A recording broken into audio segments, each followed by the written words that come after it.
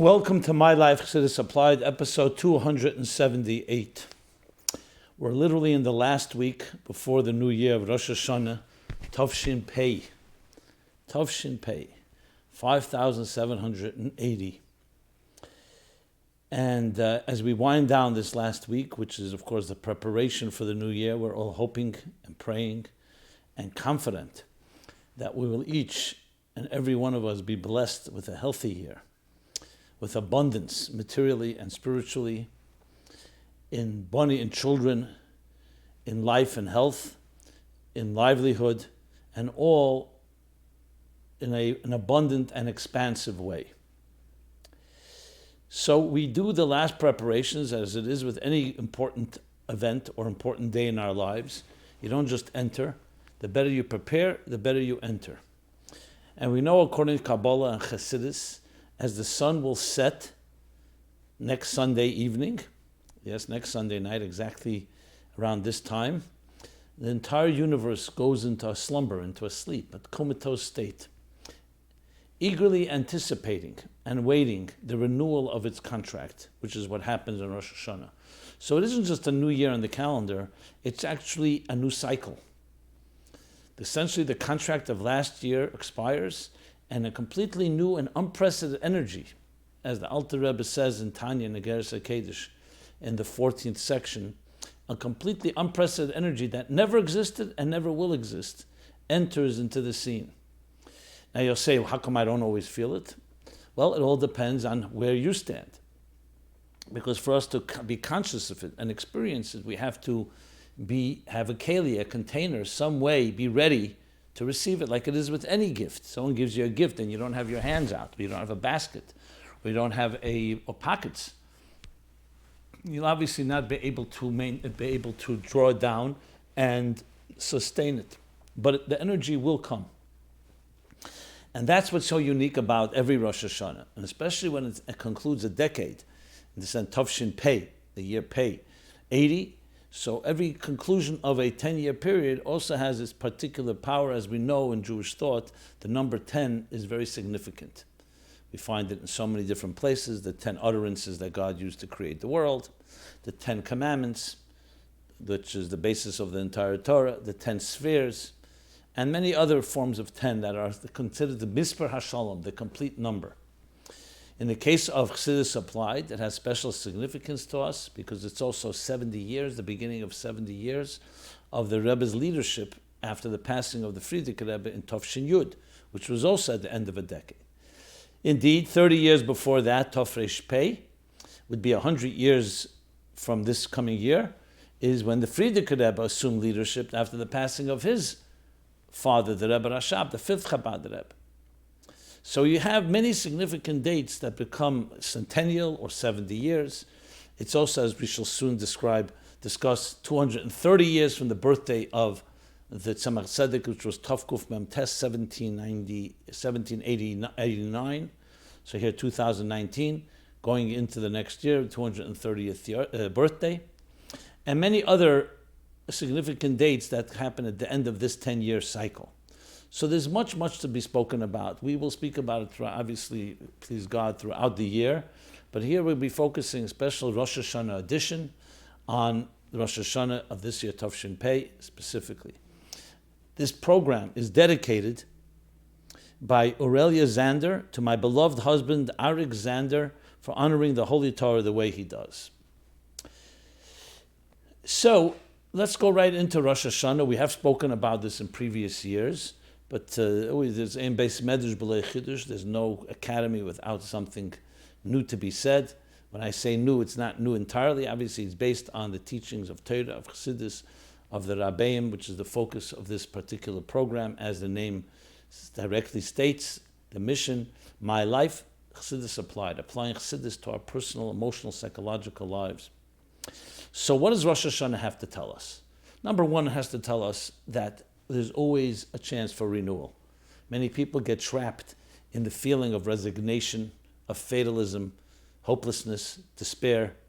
So Rosh Hashana tells you there's a new year coming. A new year is not just a new date, as I said on the calendar, it's new energy, new opportunities, new possibilities, and ones that are unprecedented.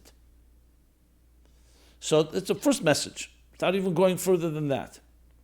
The new year corresponds always with a new month of Tishrei. So as the moon wanes and ultimately disappears, just like the new year, the old year disappears and the curtain comes down on it, and the new year emerges like the new moon. Tiku b'chedesh shefer b'kesel yem chagenu.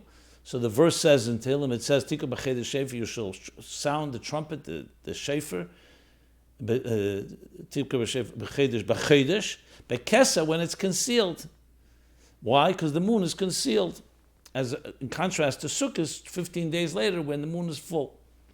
So it's a lesson to all of us that no matter where we are in our lives, even if it's concealed, even if we don't feel the light, even if we feel, as I said, resigned, or other negative feelings, Rosh Hashana tells us there's a completely new year now ahead of us. And that's why it's called Rosh Hashana. Rosh is the head, not just the beginning of a year. What is the head of a body? It's not just the top of the body. It's also the central nervous system. It's the control center of everything. So Rosh Hashanah is also the control center and the central nervous system of all the days of the year. So whatever will happen the next year, of Tavshin Pei 5780, is determined and can be controlled from Rosh Hashanah. So it's not just another day with a new energy. It's a new energy that will be unpacked and unfolded throughout the year. All telling us that the more we prepare and the more we enter into this awesome day, the more we'll be able to benefit and glean this energy into whatever it is that we need in our lives, whether it's material success, whether it's spiritual success, whether it's family related, whether it's personal related, whatever area you apply yourself to, that's what Rosh Hashanah does. Obviously, in the amount of investment will be the return. So the day has its power that will give us energy no matter what.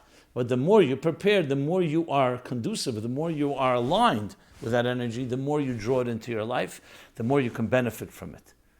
So on a practical level, we have to erase the negative feelings. Because if you come into a new year, you come into a new home, but you still have the feelings of your old home with all its negative baggage, what do you think is going to happen? You'll bring that negative attitude into the new year as well. So the first thing is we have to clear our minds and our hearts and our souls and our spirits as much as possible and say, I'm ready for this newness. That's the Chassidus of Rosh Hashana, the newness and the new energy of Rosh Hashana. And we do so through, of course, tshuva. Tshuva means returning to whom? To who you really are. Who you really are is not a resigned human being. It's not someone that's been soiled or damaged or hurt or wounded. It's the soul, a pure soul.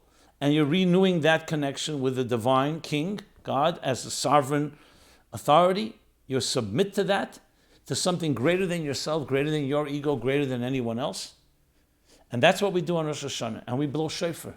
Because the shofar is the call of the soul, the cry of the soul, with all its different variations. We've spoken about that in previous years. The cry of the soul. It's the purest sound instrument. Just a pure shofar. Min ha'meitzer karasika. From the narrowness, I cry to you. From my narrow, dire strait. As the narrowness of the beginning, of the mouthpiece of the shofar. But anani b'merchavka, and you respond to me b'merchav, with your greatness, with your breitkeit and expansiveness, like the place where the sound comes out of the shofar. Narrow at the tip, that goes into the mouth, and wide at the end. That signifies also in life that when you cry out from a narrow place where you feel pressured, where you feel constrained, you actually pierce the heavens, and you're able to draw down expansive blessings. And that's what happens. Those of us that remember the Rebbe blowing shofar, was not just another blowing shofar. Yedei Surua, Ashrei Am Yedei Surua. Beloved is the nation that knows the sound. It should say that sounds the sound, that blasts the sound, that blows the sound. Because knowing the sound is the sound has a secret. And those that know it, they have the capacity to draw it down. Which leads me into the story with the Tzemach Tzedek, since it's his birthday, the 230th birthday, Erev Rosh Hashanah, interestingly corresponding to the birth of the world. The Alter Rebbe said the beginning of Tanya as a maimer in honor of his birthday. Tov Kuf Mem Tes. And what does the Tanya begin with? Mashbir Neisei.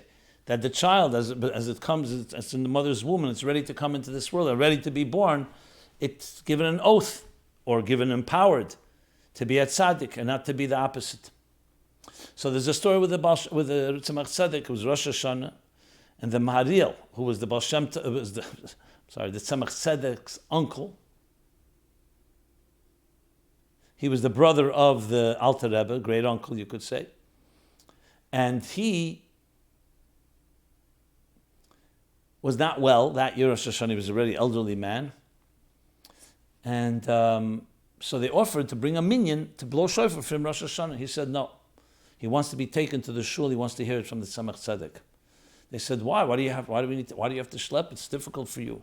He says, because it says Ashrei ha'am yedei seruah, not teikei seruah.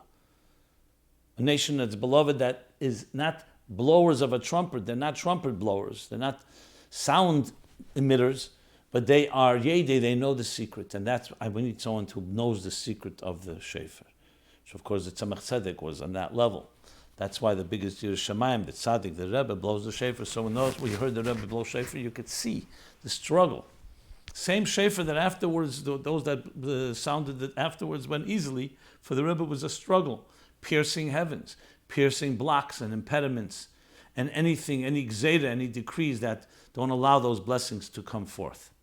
So that's what Rosh Hashanah is about, and that's how we prepare to introduce that new energy into our lives. Okay.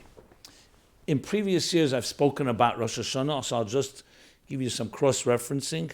In episodes 35, 83, 133, 180, 228, basically every 50 weeks, because every year in the Chassidus Supply we spoke about this. All these archives of previous episodes can be found at chassidussupply.com, where we've created an entire website dedicated to this program and related Chassidic resources, applying it all to our personal lives. Okay, we're also going in this week to Chafei Elul. Chafei Elul Nivra Elam. The 25th day of Elul, the world was created. But we say Rosh Hashanah Zeh Yom Tchilas Masechet is the beginning of your creation. So the Ran and the commentaries explain, Chassidus cites it, that the actual creation was the day one of creation was the 25th of Elul. Rosh Hashanah is celebrated because the crown jewel of creation, the purpose of creation, was realized on the 6th day. So the 25th of Elul, 6 days later, is Rosh Hashanah. The 25th of Elul is actual creation of the world. And also Parsha Netzavim, so it says, Atem Netzavim Hayem Kulchem. The Hayem refers to Rosh Hashanah. You stand before all of you, all the 10 categories, from the leaders to the water carriers and the wood choppers, all standing together when on Rosh Hashanah and Netzavim, Nitzav Melech, you stand with a pride, upright, united, which is the key to the whole process of Rosh Hashanah. So it's all connected to this whole week, leads right into Rosh Hashanah, starting from the creation of Chafei Elul. We're going to speak more about the creation of the world, the Chassidus question, later in the program, about the two opinions, Rabbi Yeshua and Rabbi Elazar, regarding when the world was created, the 25th of Elul or the 25th of Nissan. We'll speak about that a little later. So, of course, therefore, it all leads into the same message, that as the world is created, a new world is created, with the purpose of leading to the 6th day when Adam and Chava, Adam and Eve, were placed in the garden, which is Rosh Hashanah, because that's the day when Adam and Eve, Adam and Chava, took the whole entire creation, gathered everything together and said, let us now acknowledge and accept our sovereign, the God that created us all, which is Rosh Hashanah, the quintessence of Rosh Hashanah, recognizing the force of the divine within us, the Kayachapel Benifel, the Yada Kol Paul Ka'ata Pa'alta. Every creation, every product would know that you produced it. Every creation, every shape, every defined entity knows who had shaped it, which is we say in the prayers and the tefillas of Rosh Hashanah. So we talked about Chavtas Elul, which is Erev Rosh Hashanah. Next Sunday is the birthday of the Tzemach Tzedek. And I think we covered, I just will give some more cross-referencing because I talked about these topics. The Chafei Elul, 25th of Elul, Netzavim. And yesterday was also Shabbos Slichus, which also, of course, the Shabbos before Rosh Hashanah every year is a little different when we begin saying Slichus, but Motzei Shabbos, Motzei, middle of the night, we begin the Slichus, the preparation into Rosh Hashanah. So we spoke about that in episodes 179 and 228. And about the Tzemach Tzedek's birthday, I discussed in episode 180, where I spoke more about the Tzemach Tzedek in more detail. As I said, all that's accessible in the archives. And a good opportunity now, before we continue, that there you'll also find a forum where you can submit any question. Nothing is off limits. Everything will be addressed. Just some need to be wait their turn because other questions have come earlier or are more timely. But please don't hesitate to use that opportunity. And frankly, this whole program feeds off your questions and your comments and your feedback and your critique as well. So since we're speaking about Rosh Hashana, there's a few questions I want to address that are connected. And here's the first question. Since a person's amount of income is determined on Rosh Hashana, and that's a Gemara in Beitza that says it clearly, that everything that Mizei Nesav, which is the food, the sustenance of a person, is determined on Rosh Hashana, from Rosh Hashana to Yom Kippur. So the question is, does it make any difference how many hours we invest in work? For that matter, how much energy we invest in work? And more detailed, the questioner writes, it is often said that Hashem decides on Rosh Hashana how much a person will make a year. So because of this, people say that it doesn't make a difference how many hours you work. I believe I once heard you mention this, and you possibly mentioned another outlook, something that gave me an aha moment, but I can't find it. I would be happy to know. So yes, indeed, in episode 85, I discussed it at length, from all the, first Alpi Nigla, where I really didn't go over the Nigla Dika reasons. Nigla is the Talmudic reasons. But I went straight to the Primis HaTorah from Chassidus, starting from the Alter Rebbe, going through all the Rabbeim who speak about it, especially in Kunter Semayin of the Rebbe Rashab. So I'm not going to repeat it all because there I discussed it in detail, but I will give a snapshot. So it's in episode 85. And I should mention all these episodes are timestamped. So if you go into the YouTube version, you can actually go on desktop or laptop, you can actually go straight to the section of the program where I discussed the topic. Briefly, there's a seemingly a contradiction.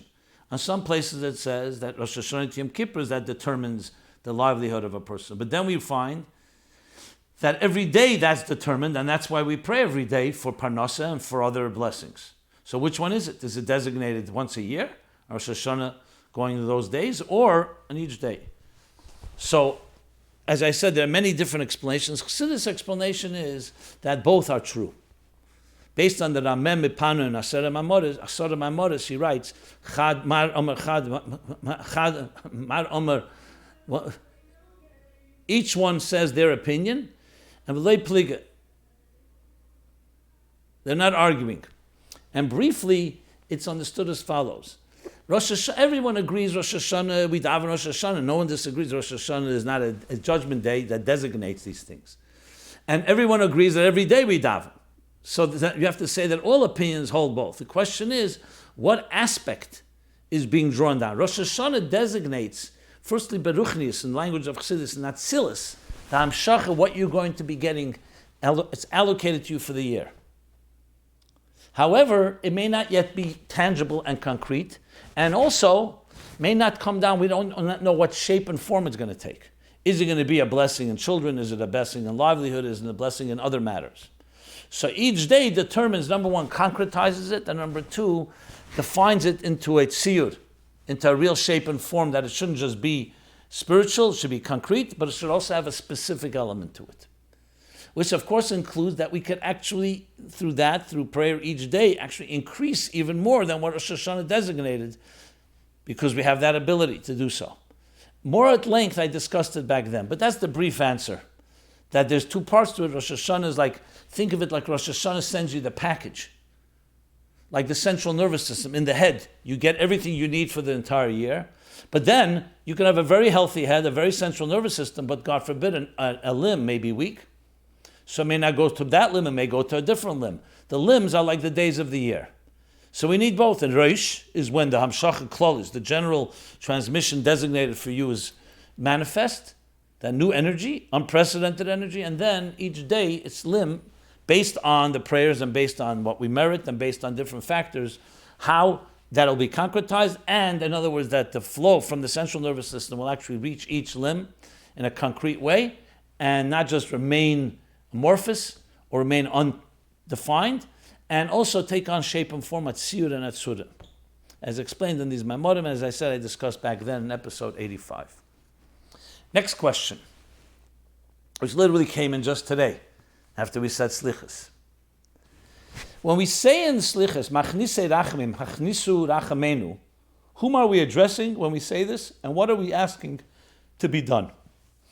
In more specific, Rabbi Jacobson, in the Slichas service, there's a paragraph beginning with Machnise Rachamim, Hachnisu Rachamenu, meaning calling to those that draw in compassions, Hachnisu Rachamenu, draw in our compassion to us. Whom are we addressing when we say this, and what are we asking to be done? How is this different from idolatry, in which case someone asks some intermediary, such as the sun or the stars, to help with something? Thank you for any clarification you could provide before Rosh Hashana Yom Kippur. So, there are people already who asked this question, and I'll quote some of the sources, and they discuss this. The Maral himself talks about it at length in Nesiv Salem, Nesiv HaVeda, chapter 12. And therefore, as he says there, he asks the questions the same thing. Why are we praying to angels? Because that's what Pashas Machnise Rachamim is referring to angels. That our prayers should be going only to Hashem. The Gemara actually says in Yerushalmi, Brachas, Perek Tes Aleph, Mishnah Aleph, if troubles come upon a person, do not entreat the angel Michal or the angel Gabriel, rather entreat me alone and I will help you immediately. So that just compounds the question, why are we speaking to Machnise Rachamim, which sounds like we're addressing an intermediary? So the Maral answers that you're not addressing them, you're not beseeching them to ask, you're commanding them, you're saying, you're ordering them, you're telling them that since you are at the gate, I'm not asking you to ask, I'm asking God, but since you're there, I'm asking you to intervene to make sure that the Rachamim come to me. So it's not about kosher, he says, it's a tzivui. It's like a command, an order to them. But then he says, because of this issue, he says, it's ufiza roi lagia machnise rachim yachnisu rachamenu. Not hachnisu, but yachnisu rachamenu. Because yachnisu sounds like that they're drawing their compassions. So he wants to suggest that they're changing the nusach. Mashmi tfili yashmiu tfilasenu. Machnise dimo yachnisu dimo yasenu. Same thing with prayer. Those that listen to our prayers, yashmiu tfilasenu, make sure that the tfilasenu should be prayed. That not they do it, but they make sure that it happens, that God does it. And the same thing with tears. Ishtadlu v'yar b'tchina, that they should be mishtadlu, make an effort, and pray and request that the tefillah to God should actually be fulfilled. So that's like requesting, you could request anybody to help you in any given area. You're not asking them as some type of intermediary. The Chassam Sefer actually takes out this section from the Slichas. Chassam Sefer is in Eira Chaim in the Tshuva 166. Kuf Samach Vav. I mean, there's more than this topic. There's also a question about Shalom Aleichem. Some also question Shalom Aleichem Barchuni L'Shalom. Same question, Barchuni. Sound like the angels are blessing us. And there are those that say that it's not really an issue because the fact of the matter, we do find that we've asked angels to advocate on our behalf. You find this in Shir Hashirim Rabbah 2.7. Shibali Haleka talks about it in 282. And then, of course, you have Yaakov Avinu, who addressed the angels in prayer with his famous Hamalach HaGoyel Esi. Hamalach HaGoyel Esi.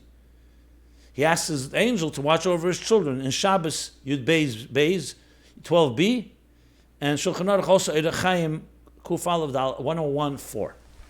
So that addresses this issue, and it's important to know that when we daven, Sheish Mitzvah Satfil, that Tzemach Tzedek makes a whole explanation, that we don't daven to Sfiris. We don't daven to attributes, we daven to God, who works through these attributes.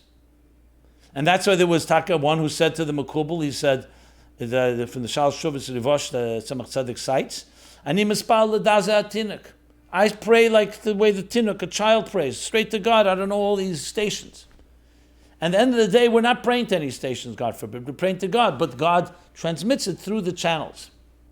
In a way, it's connected a little to what we spoke before about the Mezonos, whether it's Rosh Hashana's Mamshechir or each day, because there too, there's the concept of tziyur, where it gives it shape and form, whether the spheres have tziyur or they don't have tziyur, whether they have shape is all part of this discussion, but that I leave to those episodes that I've already discussed this matter. Okay. We have talked in general about intermediaries, davening, going to the oil, or asking the Rebbe to daven, and it all is connected to this sugya, but here the focus was so when we say in Tfilis, when we talk about Kodesh, Kodesh, Kodesh, and we mention what the Malachim say, we're invoking, since they are messengers, we want them to do their job to help the flow happen. But not that we're asking them to do it. We're asking God to do it, and they should either advocate upon us, or we ask them to do their job and make sure that the message is delivered properly. Okay. Next.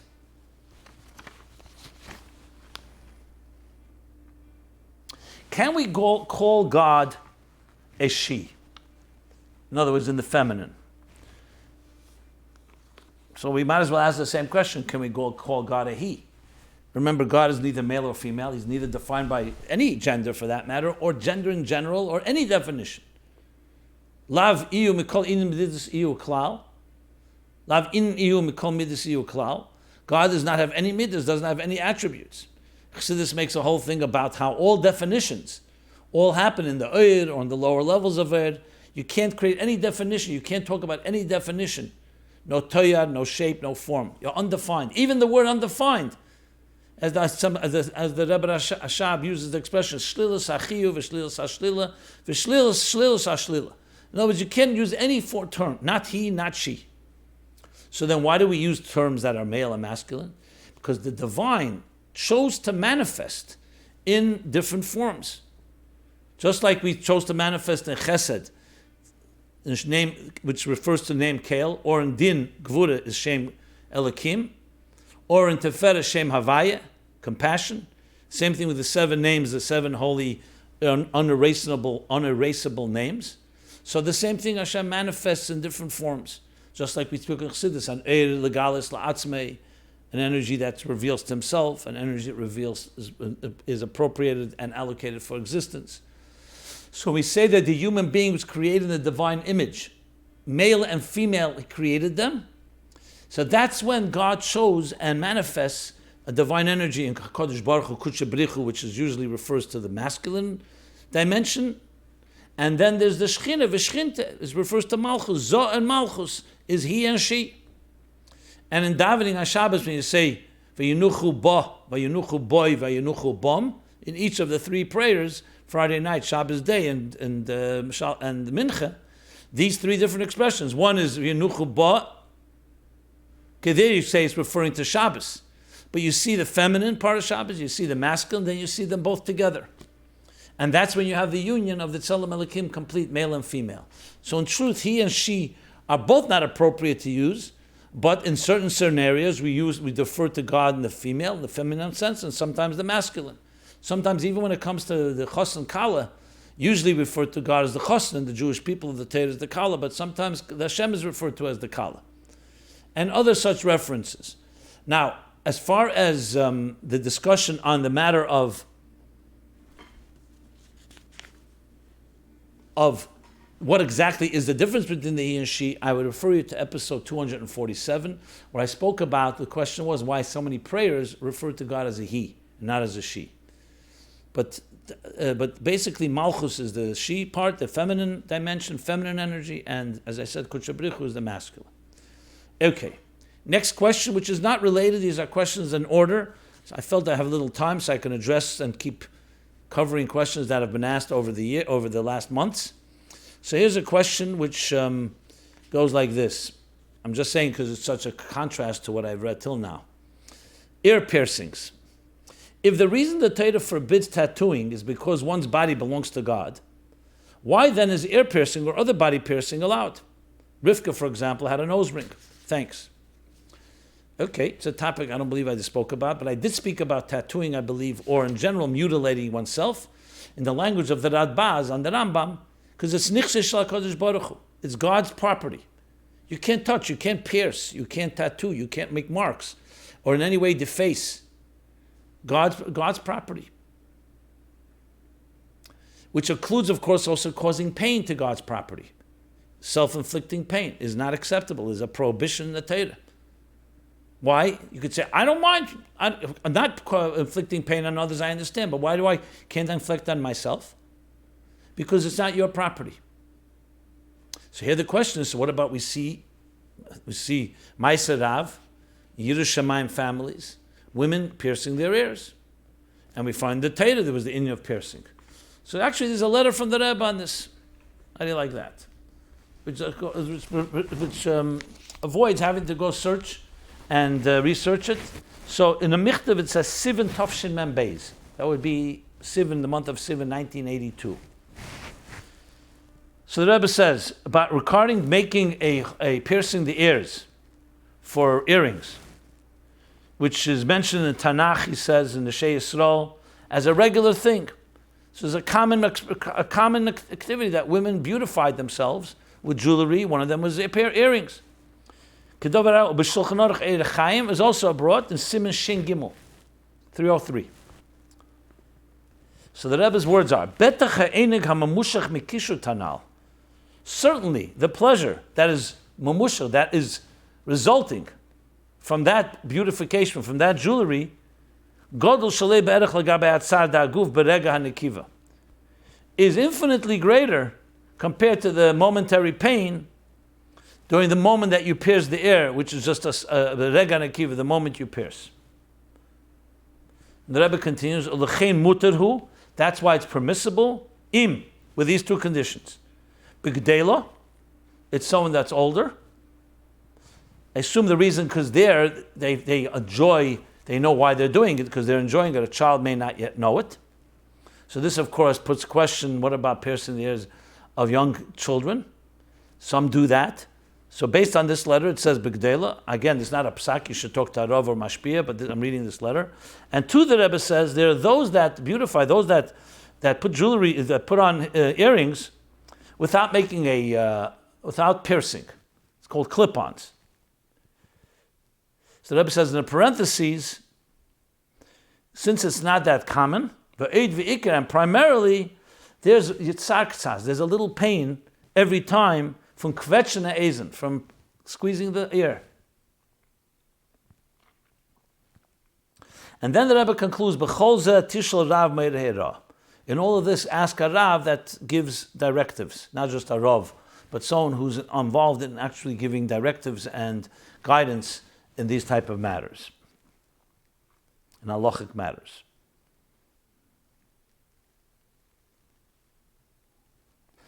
It seems that too, you may ask, what does the Rebbe mean? It seems like he's saying, yes, it's acceptable, even though there is, it's not that common and it causes a little pain. It seems like, in other words, that's another possibility. But it seems piercing is even less painful because it's a one-time thing and it's a smaller pain compared to the pleasure that comes out of it. So now the question, of course, the question is answered. You're not causing yourself pain. The pain, the joy of it, is you're beautifying God's body.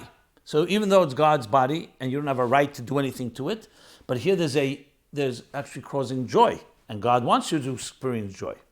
The question is, what about changing the way God gave you the body? That's not really answered here.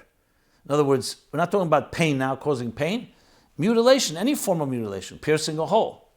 But you could say, because piercing the hole brings the joy, then it's not necessarily considered mutilation. Whereas a tattoo or other things may be more mutilation.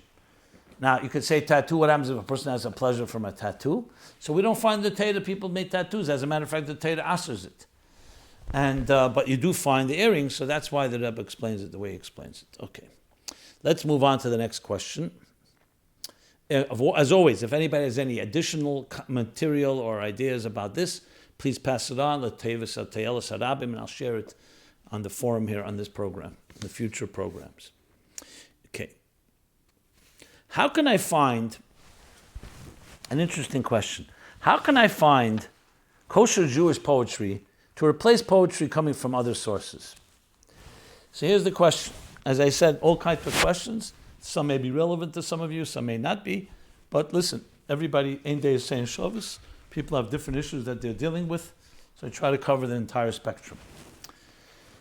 And here's what the writer writes. A woman friend who is a composer of music and songs that are on the side of Kedusha is working on producing a set of music and songs set to words of Rumi, a Sufi poet.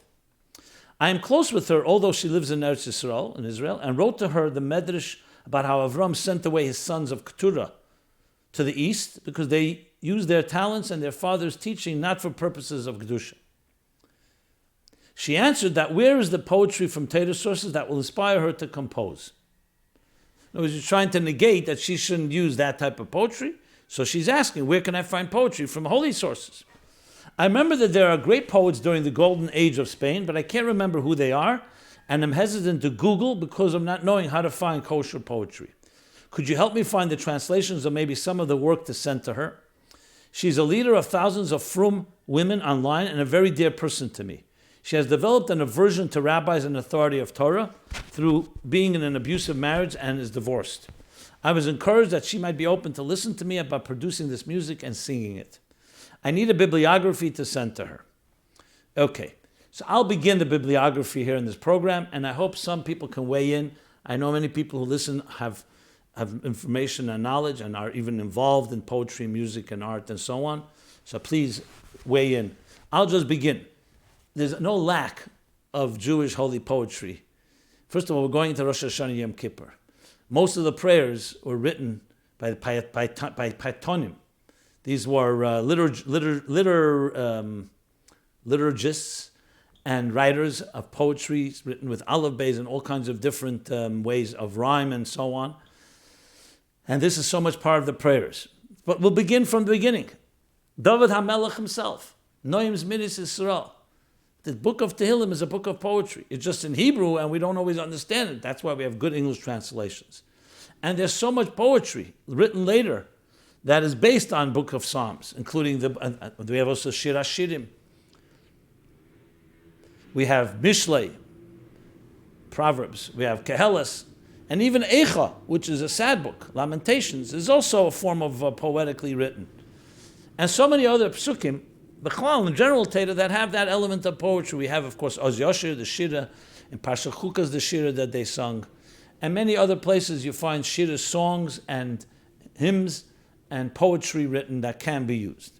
Then we, of course, have, going later into the Middle Ages, the great liturgists, as you mentioned.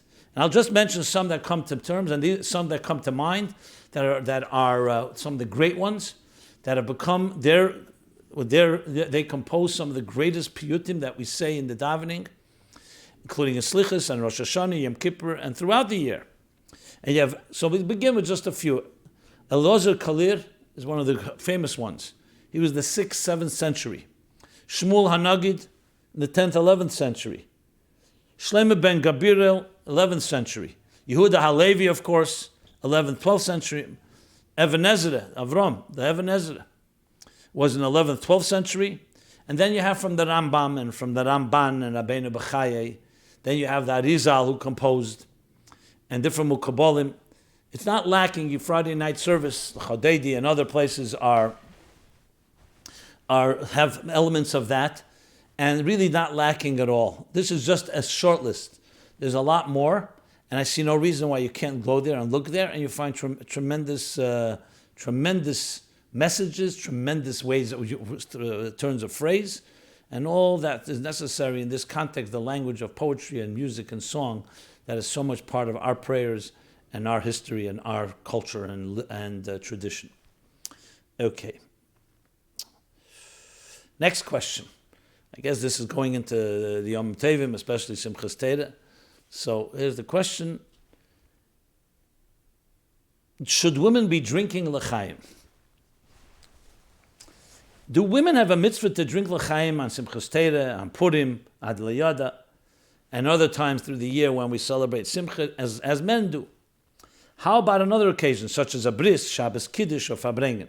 Men seem to find it appropriate to say l'chaim on many occasions. Is it likewise appropriate for women to do the same? What criteria would establish a difference between appropriate l'chaim for men and for women?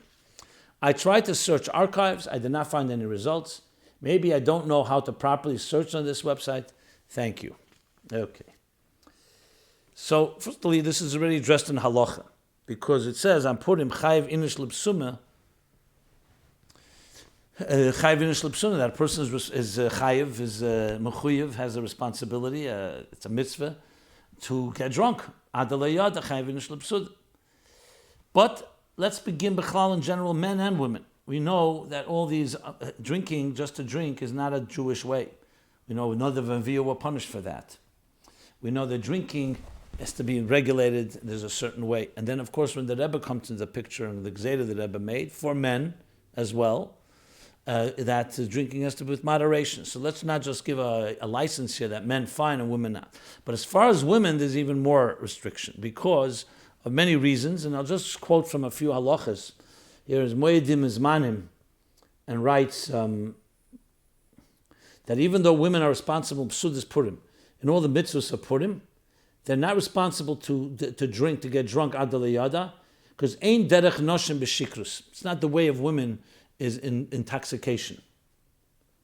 But adrabah, it's an isur chomer shenei nonug, and it's an isur chomer that can bring to all kinds of takolas, to all kinds of negative things.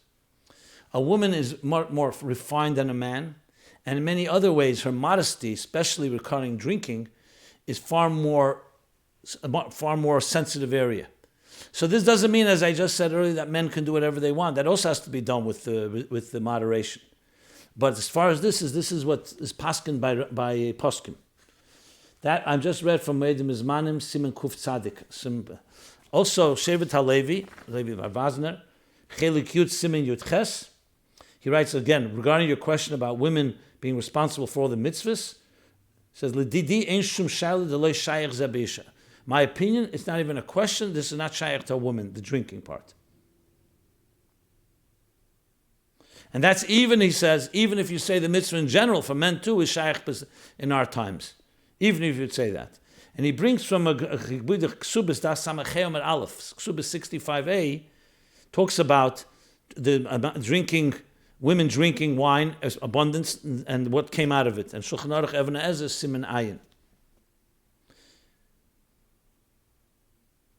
Okay, and he says even when her husband's with her, there's prohibition. So this is, he brings from the Meiri, Ein ribu yain yofa leisha. Abundance of wine is not nice for a woman, not elegant for a woman. Advarim pshutim. And there's probably more on this topic, so I just wanted to bring that out. And there's many, many ways. And I would add, based on Chassidus and Pnimis HaTorah, if something says that a woman shouldn't do, that doesn't mean she doesn't have the qualities that come out of it. It means she could have it without the drinking. Just like when we don't say Tachon on Shabbos, the Rebbe explained, because Shabbos accomplishes that which Tachon would accomplish. Just like Shabbos, we don't put on tefillin because Shabbos itself is an os, is a sign. So a woman is all week long, she's a malchus, Shabbos, so she doesn't put on tefillin, she doesn't need it. She has it innately. So the same thing here. What is, at the end of the day, it's not the wine, it's not the l'chaim that does it. It's the spiritedness, the free-spiritedness, the looseness, the neshama expressing itself in a healthy and kosher way. And a woman is able to achieve that without drinking. That's what you have to say at the end of the day. When the Rebbe made the Gzeda, you have to say men can also achieve it without extra drinking, only 4 small cups, and so on. Something we talked about other times. Okay. Let's now go to some follow-up. Actually, one follow-up I'm going to do. And that is about publishing pictures of women, which was 2 weeks ago, the episode 276, and I think I followed up also in 277. Yeah. Dear Rabbi Jacobson, thank you for reading my questions, which I submitted several months ago regarding publishing pictures of women. Yes, standards are important, but you did not address the second part of the question, which is how do we educate our children regarding this issue, especially young girls? How do I tell my 7-year-old daughter that your friend's mother can't be featured in a frum magazine?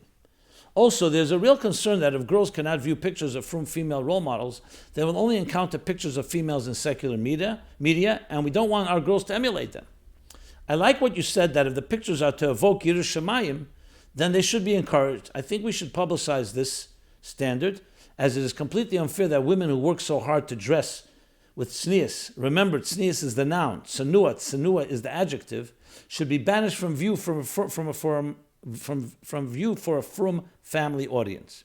I think we also need to remember that it is the man's prohibition to gaze at a woman in an inappropriate manner. If we ban all women from photos and media, it gives the impression that either all frum women are distasteful, or all frum men will by default gaze inappropriately at a tsanua woman, a modest woman. Neither of those is true, so what is the point lowering the standards of our expectations? It seems taking that approach makes dressing with tznius completely pointless. Thanks again.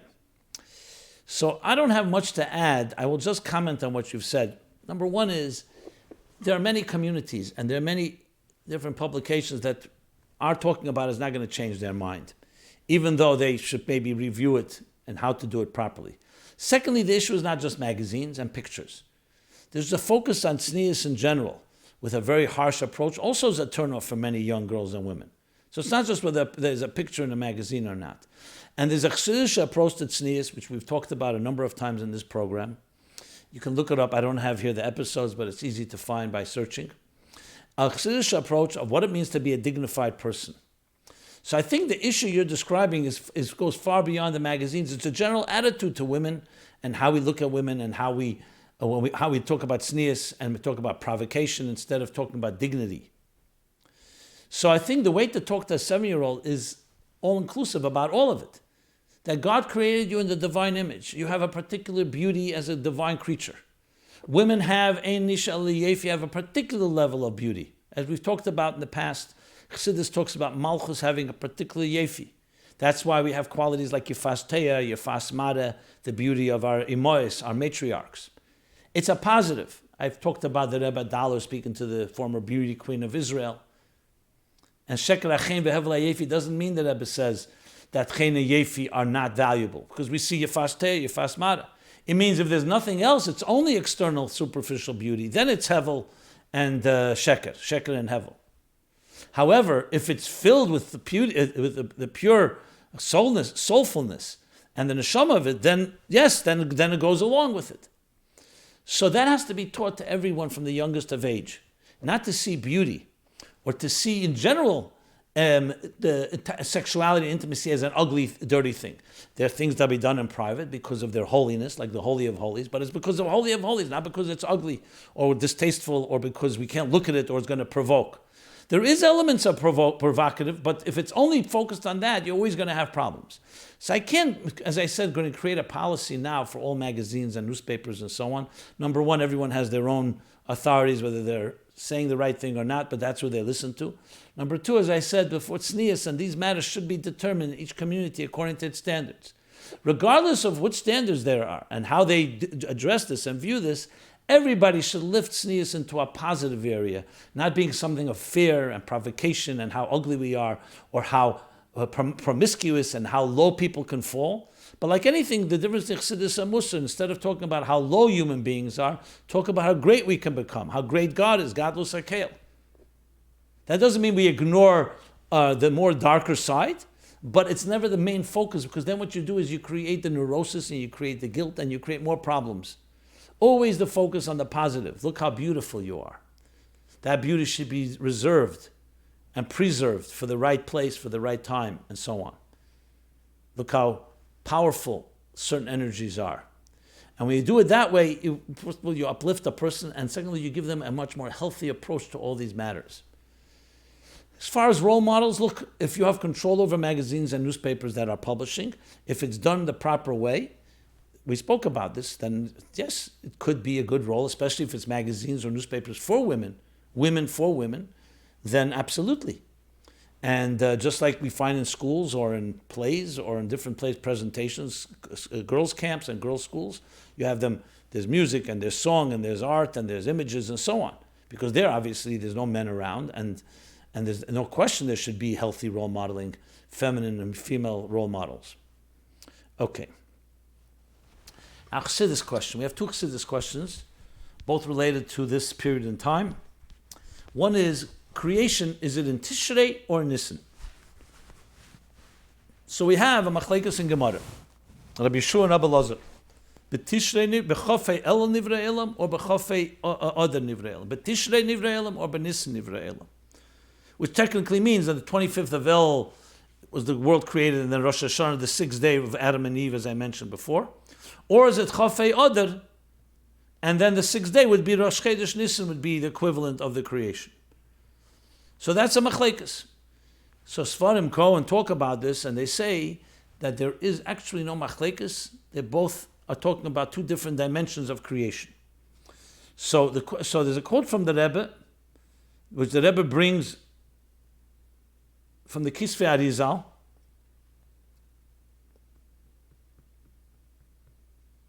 You know what? Let's start the other way around. The Tosfos. Tosfos in Rosh Hashana, Daf Chaf Aleph, I think, says that machshava, the world was created, but machshava was created in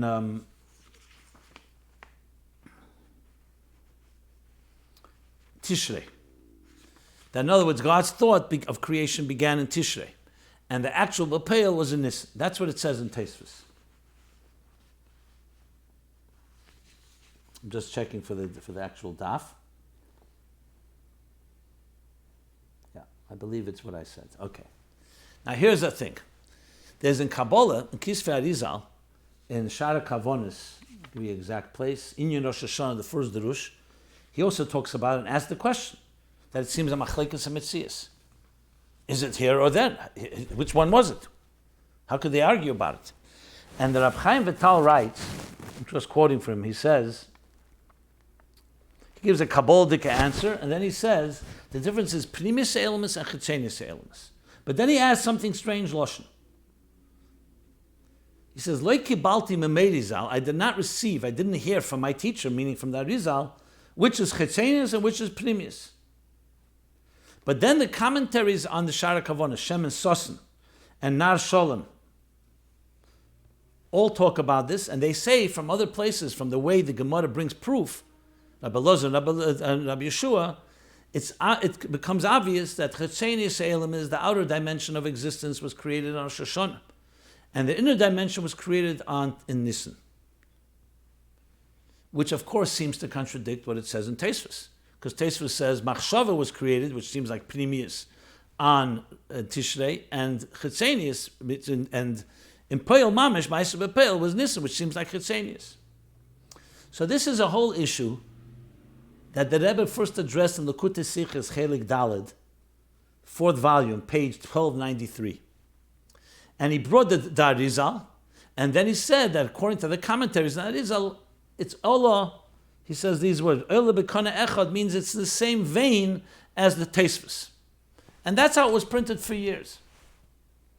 In Tafshin Lamed Vov, Par Shabbos Parsha Shmini, which was either Mevorchim Nissan or Rosh Chodesh Nissan, the Rebbe spoke about this topic and addressed it, and preparing the Hanocha, the Manichim, the ones that wrote, asked the Rebbe a question that, what do you mean Eile B'Kana Achaz? The Meforshim of the Arizal seem to contradict what it says in Tosfos. And the Rebbe wrote on the note, I've been waiting, I think it said there 13, 14 years for someone to ask this question. And the Rebbe explained, yes, it's true, that the Tosfos technically is different, but there's elements in Tosfos that are similar to the Arizal. And that is, first of all, there's two creations. The question is, which one comes first? Do you start by speaking from Tishrei, and then, like the Tosfos says, Tishrei would be Machshava, and then Nissan would be an action? Or if you start counting from Nissan, so Nissan would be Pnimius, and Tishrei is Chitzenius. So this is printed in the Hanochas. You can look it up, how the Rebbe reconciles to some extent. In other words, there's a similarity to Tosfos, that there's two creations. The question is only what order. And the Rebbe wrote this all up in a note to explain it all. Okay. And brings also from other places that sometimes we start counting from Nissan. And then Pnimius would come first, because you always say that yeah, okay. So bottom line is, we have two elements in creation, and it seems like in most places, the way to approach it is that Nissan is the Pnimius of the worlds is created, and then Tishrei is the Chitzenius of the worlds. Which, of course, there the Rebbe spoke about the quality of Pnimius, because Pnimius brings in the deeper Kavanah, the Simcha, and so on. But regarding Elul and Tishrei, where we are now, is that actual existence. When do we say the year begins? Nissan, we say, he was like the Mishnah, the Medrash says, Mishabocher B'Yisrael, B'Teira and B'Yisrael. That's when you have the Rosh Chodesh Geula, which is Chodesh Nissan, it's Geula. But Mishabocher, when the Eibishter chose the world, that's when he created Tishrei, which is the creation of the world, like it says in other places from the Akedah. Then Tishrei is the Rosh Hashana of Seder HaTeva, of nature, the Chitzenius of the worlds. And Nissan is the Rosh Hashana of Seder of Nissim, like Nissan, the month of Nissan, miracles, which is the Pnimius of the worlds. So we have a reconciliation between these two. And I've spoken about it briefly in episodes 205 and 255. A second question of Chassidus is from Chitas from just a few days ago, 2 days ago. So the Chitas was the end of Iggeres Hakodesh Tez Zayin. So there he says the whole Iggeres there is dedicated to those that even though they may not have that much money, but he hears that Alter Rebbe hears they're not giving tzedakah. And he speaks about the great quality of giving tzedakah, even when you yourself may not be completely living in luxury, but at least you have more than what the ani that deserves the tzedakah. And one of the things that Alter Rebbe brings among the different virtues of tzedakah, at the end there, he brings the pasuk in Mishlei Yutes Zayin, 1917. What does it say? Malve Hashem cheinen dol, ugmulei yishalom lei. What does that mean? A person who's cheinen dol, who's kind and gives to a pauper, it becomes malve Hashem. He becomes like someone who's lent money to Hashem, and Hashem becomes now indebted to you as a leiva. Someone who's indebted owes you a debt. And then it says, and he will repay you he will repay you your reward. And the Alter Rebbe as bekaflayim, multifold reward. And that's, where's this from? The Gemara in Baba Basra, Daf Yud Sof Amar Aleph, talks about this topic. It actually goes even stronger and says there that if it wasn't for this pasuk, Kav Yochel, who could say such a thing on God, that God's a leiva? That God becomes indebted to us, and we know that a leiva, the other pasuk in Mishlei, is indebted, is meshubed. He's bound to the malvi. He's like, in a sense, he's indebted to him and he's bound to him. He's like, he's dependent on him. And then there's the Zohar, Daf Reish Nun Hey Omer Aleph, I believe, Seir Tum Pkudei, 255a, where he brings the word bekeflaim. So that's where the Alter Rebbe takes that idea from. And that's what he's talking about, the mile of tzedakah. That we leave Maminim, Bnei Maminim, we believe completely that God becomes our aloiva to us. Imagine what kind of statement that is. There's a Rebbe in Chelik Tes and Lekut Siches in the Esophagus talks about Hashem, that's marvelous. Sometimes it says tzedakah is like a pekodin, that God entrusts a wealthy person, he gives him money, in a way God is giving him on a loan. There it doesn't say the word loan. Pekodin, he gives it to him that he should be wise enough to share it with others. So the Rebbe says there's different levels of tzedakah. Sometimes also tzedakah is referred to as a gift. But here the question is, so the questioner is asking, okay, since charity is considered a loan to God, and isn't God's manifold repayment a form of ribis, interest? If God is the one that's indebted, so a leiva is not allowed to repay interest, and not the malva is not allowed to take interest, and the leiva is not allowed to give interest. It's forbidden. So that's the question that he's asking. So the obvious answer, when you think about it, is that the money didn't go to Hashem. The money went to the pauper. Hashem is saying, I'm taking upon myself that if you give it to him, I will be indebted to you. And it doesn't say it was on condition that I'll give it to you on condition. God, the person giving tzedakah says, I'll give it on condition that God will give me the ribis. Or God is saying, I'm going to pay you ribis. I'm going to pay you interest. I want to do it. It's like you do tzedakah, I'll give you a gift. I'll give you more than you gave. So technically, you could argue that's not really ribis. And especially if you know the halacha says that if a Talmid Chacham wants to repay somebody, he's allowed to. Again, we're not talking about on condition. Why? Because he knows the boundaries of what ribis is, what is not. It's the halacha. The Rambam brings it in Hilchos Malva V'Leiva. So taking all that into account, it wouldn't apply over here. But in addition to that, I actually looked it up and I found in Sfarim talk about this. Obviously, it's not on Tanya, it's on the Pasuk. So there's a Sefer Nachlas Binyamin from Yitzchak Binyamin Zev from Landsberg. And it's cited in the Deres Eliyahu on the Pasuk in the A, Ki Yeh B'Cha'evyin of the Ben Ishchai. He cites it. And he talks exactly about this, and he talks in different ways. First of all, he says that maybe it's not Kipshute, the Pasuk Malve Hashem is not talking about God is actually. God is saying, just as a malva, a loiva, someone who's in debt has to repay you, I'm guaranteeing you that you'll be repaid. So it's also like a moshel, not actually saying that Eibush has the din of halacha of a someone who owes a debt. But then he says that's not a perfect interpretation, because that means you're not translating the pasuk literally. You could also say Rashi and other commentaries interpret it differently, maybe because of this problem. So he goes on to bring halacha about it, and he says that that's why it says in the pasuk, Ki yeh b'cha evyin. The pasuk in Mishpatim, it says that there was an evyin, you should give him charity, and you should not take ribis. And he explains that's why. Because the Eibush is saying, I will be the one that gives you. And that's a shliach. And a shliach is not chayiv in the problem. If a shliach wants to give you ribis, he can. That's what he brings there from halach. He also brings the din of the Talmud Chacham. It needs a little more iyun, but I'm just citing, this is from Nachlas ben Yamin. And he also adds another point. He could l'cheira answer that mi agdimani v'ashalom. God gives us everything. We're not talking about God is able to give everything. He owns everything. So it's not like you are in any way, if he decides he wants to give, he's giving of his own plan. Everything, even the tzedakah we give, is God giving us the ability to give that tzedakah. It says, Hashem ma'orev some Leah. I'm quoting straight from Nachlas ben Yamin.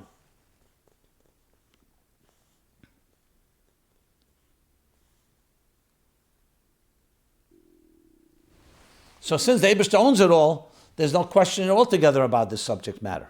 Because the whole thing of ribis is you don't want to suck out money from someone that needs it. So a person who needed a loan, the mitzvah is you're not supposed to take ribis. You give him the loan, let him repay the loan, and that's it. But the Eibishter doesn't have that issue. And especially that he's doing it at his own rotzen, he's not doing it as a conditioned part of it. So I think when you include all this together, you have a pretty solid answer. One more place I found it discussed is a sefer called Be'er Yitzchak from Rabbi Yitzchak Mitarchin. So he takes a similar approach. He brings Yidei Mesha, I'm not sure what it says there. It says like ribis, so he says this is like a bezdin l'inyan nedunis chesanim, that if you make a condition that you have to pay it in a certain way, it's not considered ribis. That's what he brings there. So he says clearly, it's not due to responsibility, like I mentioned earlier. It's due because that's what he wants to do. So from the point of view of the giver of charity, he has a certain confidence and he can trust because God is going to repay him. But from the point of view of Hashem, from God, it's not an element of ribis, it's an element of chesed. This is on Parsha Mishpatim from Be'er Yitzchak. Okay, interesting topic. Let us now move on to the final three essays of this week. This is all from the Essay Contest 2019. 3 essays, 1 in English, 2 in Hebrew. The first one is Plagued by Indecision, How to Make the Right Choices. Leah Goldman, age 21, Oklahoma City, Oklahoma. Good. So Oklahoma City, contributing Chassidus. For many, decisions are hard to make. People shy away from making decisions, asking others to pitch in and choose for them. They leave it to fate. They don't make changes because it's too difficult to decide which way to go. They overthink the options repetitively. Is this right or wrong, good or bad? Anxiety and stress result, and the options are thought over so many times that people wind up getting stuck in a cycle of missed opportunities and unproductivity and stagnation. This essay is based on the premise that the Torah is a blueprint for life, and by fulfilling its directives, one lives their best life. The question is how to know what is right or wrong when it comes to everyday choices. And goes on to say, Chassidus defines the very core of a person's makeup, and a step-by-step way, 3 steps, differentiate between the godly and the animal voices inside oneself. Number 2, determine one's strengths and immediate opportunities. Number 3, seek the guidance of a mentor. And using these 3 steps with nice anecdotes and stories, really develops a whole tools of how to deal with indecision, how to make decisions in life. Very well done. Thank you for that. And this essay is posted as we speak at ChassidusApply.com. You look at the essays, you'll see the latest essays posted. Subscribe to our weekly newsletter, which is interesting material every week, refreshing, stimulating, provocative, and we'll also send you notifications of all these essays as they're posted. That's essay 1. The next essay, how not to procrastinate and push off to tomorrow in 3 steps. Dani Faivish, age 19, Naharia, Israel, a student, seminar Beis Chana Tzfat. Okay. Why do it now when you can push it off to tomorrow? Says that inner voice inside of us. The minutes move on, the days and months pass, and we feel like we have time, all the time in the world. What's the big thing if you push it off? And then you end up being someone that procrastinates or someone that's just lazy, and then talks about, but time is valuable and everything you push off is a tremendous loss. So this goes on to talk about how can you do that, 3 steps of how you, to avoid procrastination and delaying and pushing things off. It's a good analysis, a psychological analysis, first of all in secular psychology, and then the Torah psychology of what we can do to fight that tendency.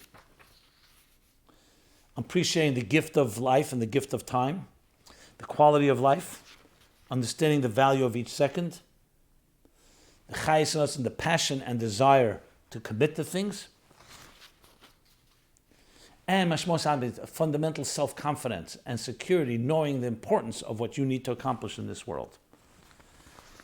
Again, another excellent essay, which goes into detail, very well done, and it's a topic we all can use direction and guidance on, advice. And finally, essay number 3, Ein shum davar kavua ותמידי מלבד השינוי. There's nothing as consistent as change. Bracha Roitenburd, age 19, Chadera, Israel, student in seminar based Tzvat. Same seminar. Okay. I think they actually published the essays in a book and gave and honored that in that seminary. Okay.